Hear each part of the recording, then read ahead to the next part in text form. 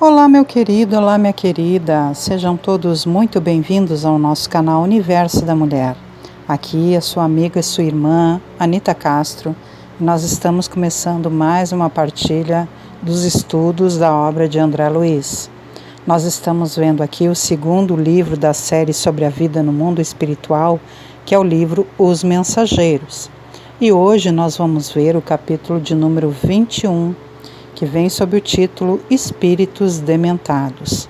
Capítulo muito interessante que eu te convido a escutar com atenção para que nós possamos absorver o aprendizado. Mas antes, meu querido, minha querida, não esqueça de curtir esse material para que nós possamos espalhar as bênçãos que temos recebido com o maior número de pessoas possível, ok? Vamos então à nossa leitura e posteriormente eu vou trazendo aqui breves comentários. André Luiz nos conta o seguinte: inúmeros servidores acompanhavam-nos ao serviço. Movimentavam carregadores sem conta. Conduziam grandes botijas d'água, caldeirões de sopa, vasos de substância medicamentosa em galeotas diversas. Mais alguns passos e notei que centenas de entidades se reuniam em vastos albergues, olhos vagueantes e rostos sombrios, parecendo uma assembleia de loucos em manicômio de amplas proporções. Alfredo aconselhou umas tantas providências de serviço à maioria dos técnicos do sopro curativo, os quais se desviaram de nós, rumo às edificações situadas em zona diferente. Gentilmente, nos explicava que os benfeitores de Campo da Paz localizavam ali grande número de espíritos enfermos, mais desequilibrados que propriamente perversos. Os doentes que tínhamos sob os olhos permaneciam em melhores condições. Já se locomoviam e muitos deles já conversavam, apesar do desequilíbrio que lhes assinalava as palavras e pensamentos. Esclarecia-nos sobre as múltiplas obrigações do trabalho de rotina, quando algumas entidades se acercaram respeitosas. Senhor Alfredo, disse um velho de barbas muito alvas, estou aguardando o resultado da minha petição. Em que ficamos quanto às minhas terras e os escravos? Paguei bom preço ao Carmo Garcia. Sabe o senhor que venho sendo perseguido durante muitos anos e não posso perder mais tempo. Quando volto para casa? Creio esteja o senhor ciente da necessidade de eu voltar ao seio dos meus. Esperam-me a mulher e os filhos. Como excelente médico da alma, Alfredo prestou a maior atenção e respondeu, como se estivesse tratando com pessoa de bom senso. Sim, Malaquias, você reclama com razão, mas sua saúde não permite o regresso apressado ao lar. Você sabe que sua esposa, Dona Sinhá, pediu fosse você aqui tratado convenientemente. Creio que ela deve estar muito tranquila a seu respeito. Suas ideias, porém, meu amigo, não estão ainda bem coordenadas. Temos alguma coisa mais a fazer. Por que preocupar-se tanto assim com as terras e os escravos? Primeiramente, a saúde, Malaquias. Não esqueça a saúde. O velho sorriu, como o doente apoiado na firmeza e no otimismo do médico. Reconheço que as suas observações são justas, mas meus filhos não se movem sem mim. São preguiçosos e necessitam da minha presença. Mas, doutrinando sutilmente o pobre velhinho, o administrador objetou. Entretanto, donde vieram os filhos para os seus braços paternos? Não vieram das mãos de Deus? Sim, sim, afirmava o ancião trêmulo e satisfeito. Pois é isso, Malaquias. Chegam instantes na vida em que precisamos devolver a Deus o que a Ele pertence. Além do mais, seus filhos são também responsáveis, e se forem ociosos, responderão pelos males que criarem em torno de si mesmos.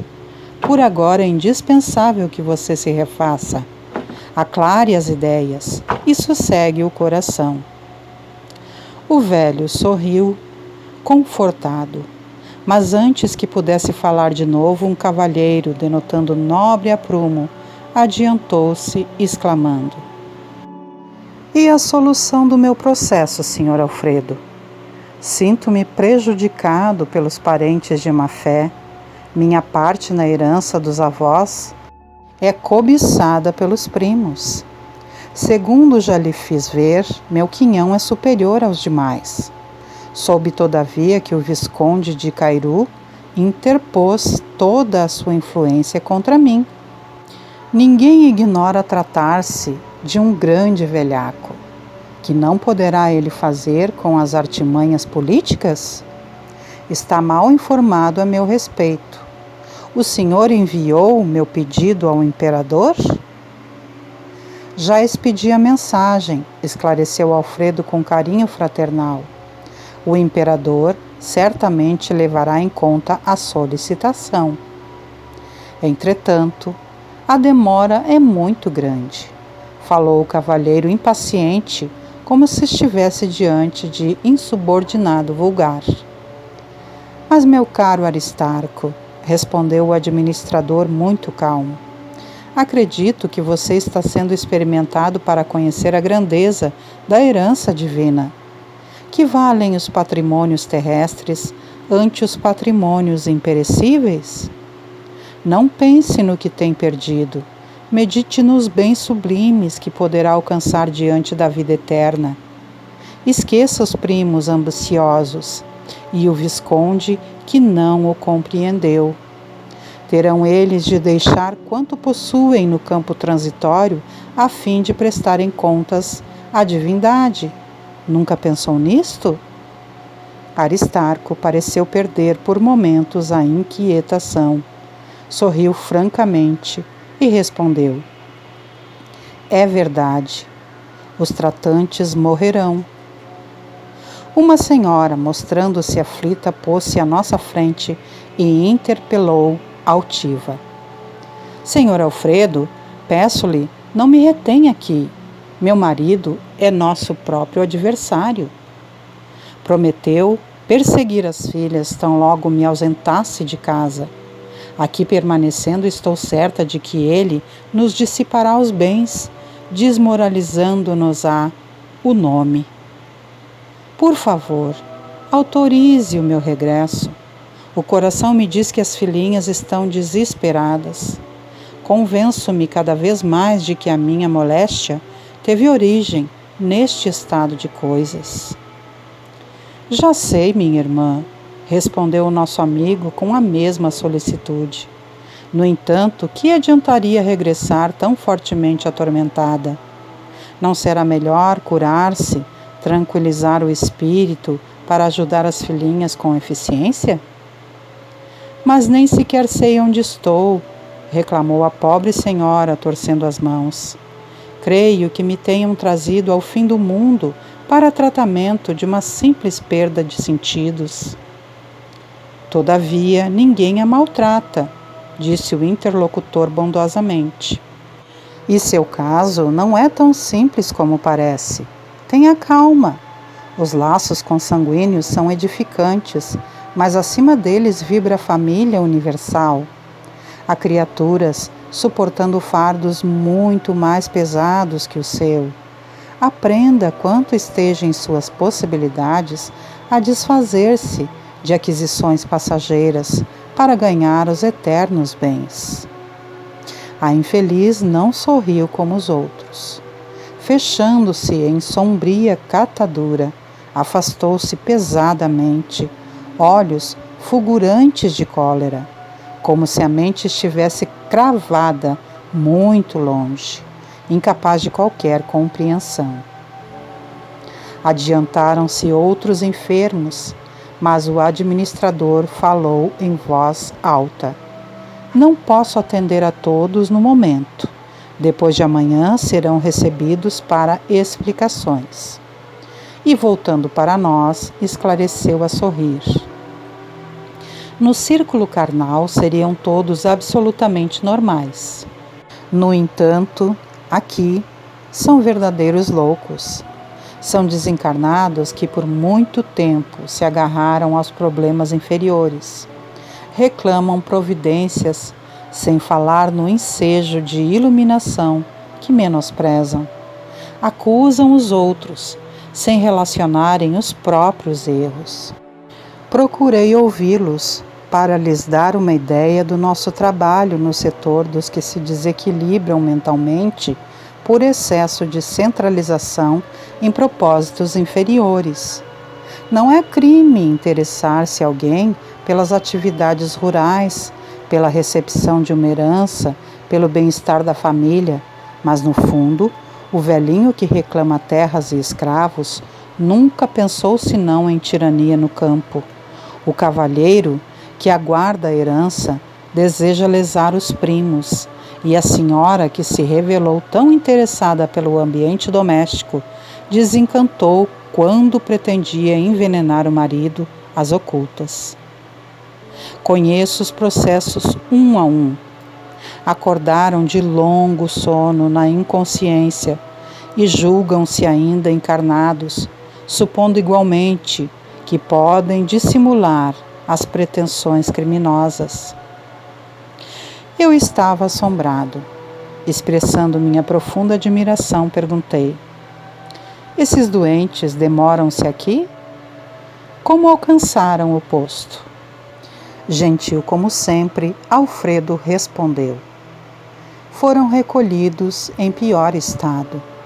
Já estiveram em pesado sono durante muito tempo e vão readquirindo a memória gradativamente até que possam ser encaminhados aos institutos magnéticos de Campo da Paz, a fim de receberem maiores auxílios e necessários esclarecimentos.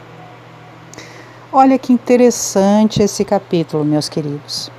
Aqui eles estão, então, trabalhando e Alfredo atendeu a alguns daqueles necessitados irmãos ali para que André Luiz e Vicente pudessem aprender um pouco mais sobre essas questões.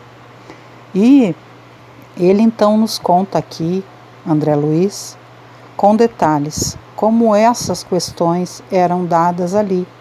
Essas pessoas, esses espíritos aqui, acreditavam-se ainda encarnados, em momento de tratamento em algum hospital que eles não conheciam. Eles acreditavam que aquilo que eles estavam referindo pelas palavras era entendido pelo administrador ali, no caso Alfredo, como se fosse a verdade. Só que nós sabemos, através dos estudos que nós já fizemos aqui no canal, e que a espiritualidade nos deixa muito claro, é que quando nós desencarnamos, nós não podemos mais esconder os nossos pensamentos e os nossos intentos reais. Então, Alfredo e os espíritos ali servindo pelo bem daqueles que estavam ainda dementados, estavam ali sim auxiliando a eles, mas sabiam o que ia em cada uma das causas que lhes tinha trazido ali. Sabia exatamente o que lhes ia no intento real. Então, quando nós passamos a vida espiritual, meus queridos, tudo aquilo que nós pensamos fica pairando e os espíritos que estão em superior grau ao nosso, eles percebem a realidade daquilo que nós estamos sentindo e pensando. Por isso esses espíritos aqui ficavam expostos, na verdade, sem que eles mesmos percebessem, porque ainda estavam dementados pelas suas ganâncias, pelas suas indisciplinas, pelas suas escolhas errôneas. E veja bem que eles já tinham passado por um longo período de sono, de tratamento, e que na verdade agora ainda estavam melhores, readquirindo devagar a memória, gradativamente, né? Para que depois pudessem ser encaminhados ali ao que nosso querido Alfredo fala aqui como institutos magnéticos deste local que é o Campo da Paz, que é essa colônia de auxílio, esse posto de auxílio dentro das zonas umbralinas densas em que eles estão. Olha o trabalho maravilhoso desses irmãos. E aí, como quem está enlouquecido, aquele que trabalha com pessoas que estão doentes mentalmente, sabe o quanto é difícil lidar com a pessoa doente mental, não é mesmo? E aí o que a gente faz? A gente entra no padrão daquele diálogo para não causar maiores problemas à pessoa que está adoecida mentalmente. Então Alfredo respondia para eles como se fosse ali acompanhando as suas ideias, daqueles pedidos que eles estavam fazendo, mas percebamos que ali no diálogo que Alfredo tinha com eles, ele sempre os orientava para que eles fossem se elevando seus pensamentos e seus sentimentos a Deus e a elevação de suas próprias almas, de seus próprios espíritos. Muito interessante esse capítulo, não é mesmo? Material importantíssimo para nós estudarmos e compreendermos o quanto precisamos buscar nos desapegar da materialidade e elevar o nosso ser ao espiritual. Porque quando nós buscamos a espiritualidade, que é a nossa vida real, nós vamos sim nos desvencilhando desses laços que prendem ainda esses pobres espíritos à matéria, que eles acreditam que ainda exista para eles, no sentido de que eles querem, porque querem realizar os seus desejos materialistas. Que triste condição, que nós possamos aprender a fazer ao contrário, buscando nos espiritualizar e elevar a nossa moral para o nosso crescimento e para a nossa evolução espiritual. Sendo assim, meus queridos, por hoje vamos encerrando essa partilha maravilhosa, que nós possamos ter boas reflexões e aproveitar desse estudo para a nossa vida diária, para o nosso crescimento. Antes de nós nos despedirmos, te convido para que todas as segundas-feiras às 19 horas venhas estar comigo aqui no canal Universo da Mulher com Anita Castro, para que possamos partilhar o ESG, Estudo Sistematizado da Doutrina Espírita, todas as quartas-feiras às 21 horas, para nos reunirmos aqui e fazermos juntos o Evangelho no Lar, quando convidamos a presença de Jesus e toda a sua comitiva espiritual benéfica a estar em nossos lares, nos abençoando e abençoando as nossas causas. Também às quintas-feiras, às 18h30, nós temos a partilha dos estudos da obra de André Luiz. E todas as sextas-feiras, às 18 horas, sob direção da nossa querida amiga e mentora, Maria da Soledade, temos o Momento do Passe, quando ela e outros amáveis benfeitores espirituais vêm nos abençoar com os fluidos renovadores do passe. Estejamos aqui então. Venham conosco, venham nos acompanhar nesses trabalhos. Sendo assim, meus queridos, com uma singela oração me despeço, pedindo a Deus Pai Todo-Poderoso, a Jesus Cristo, nosso Mestre, nosso amigo querido, a nossa mãezinha amada e sempre presente, Maria Santíssima, e aos nossos benfeitores espirituais, que continuem nos estimulando ao bem como eles sempre fazem, e que nós estudemos, nos dediquemos e pratiquemos aquilo que viemos recebendo do bem que eles têm nos ofertado, para que possamos evoluir dia após dia e para que possamos valorizar esse imenso amor que sempre, sempre está ao nosso lado, independente das nossas debilidades. Vamos então encerrando por hoje. Deixo-lhes um grande beijo no coração e me despeço desejando que nos nossos caminhos haja sempre muita paz e harmonia. Tchau, tchau, meus queridos e minhas queridas. Até o nosso próximo encontro.